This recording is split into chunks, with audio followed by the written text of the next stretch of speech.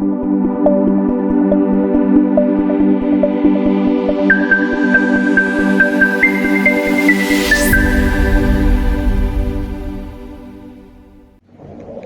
to. Jery bitro manao casque tsika androany. Io manao casque pro lapin. Fa lany io baina. Zao bitro efa manao casque. Ny fôvy koa efa manao casque zao. Ka mbola misy kely leny toa.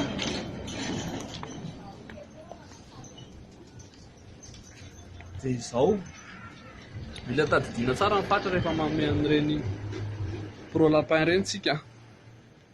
Raha vao be loatra io na mahalala voky izany fa hohaniny foana io dia ianao no matsiantoka rehefa avy eo. Dia hiditra kely ato amin'ny botika tsika. Ety amin'ny botika gris tsika izao. Misy an'izay ilaina rehetra ataoko ato.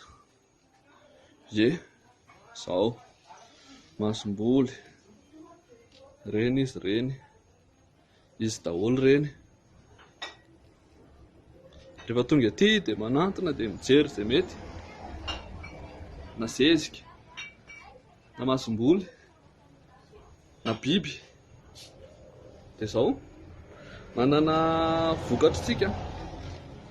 Fa reny moa tsy afaka tsy avoakany ihany fa jerevantsika eto fotsiny amin'ny vidiny. Ie, vokatra kely. Manao liquide vaisselle tsy moramora ihany koa ny akasia. Iny izy iny aloha. Ny zezika. Ao jerevana kely. Zezika tsara vokatra. Ty tsara ty zezika kakany ty. Ny antony mahatsara an'ity dia izao. 540 ny kilao. Ray kilao ty ray sachet ty manome fiche izay rehefa maka an'ity mividy aty amin'ny botika gris ianao. Dia mahatsara an'ity dia jerevinareo tsara. Tsisy fako intsony ao anatiny. Efa le tena zezika le kakany io voasivana, maina. Fatandreo mividy any an-kafa any sady mahazo fako ianao no mahazo mando be ianao mbola tsy hay intsony izay ao anatiny ao. Ny vokatra ety efa nandramana daholo ary nahitana vokatra mahomby kokoa. Fe raha malala e. Dia tongava io ny croquette be ao. Ankoatran'izay mbola ho avy. Dia aza misalasala manantona ety amin'ny botika gris. Ety an-tsena kely misy an'ny toeram-pivarotana amoron'arabe. Maka sitraka trano manaraka ny péage.